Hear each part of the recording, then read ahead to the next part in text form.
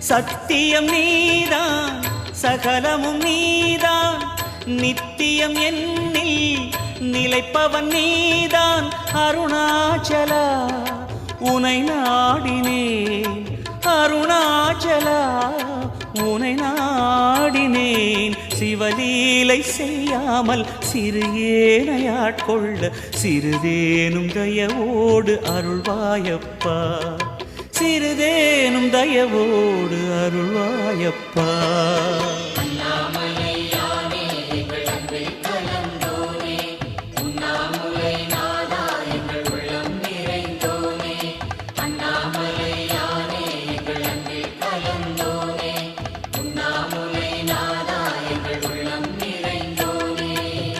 சிவமயமாக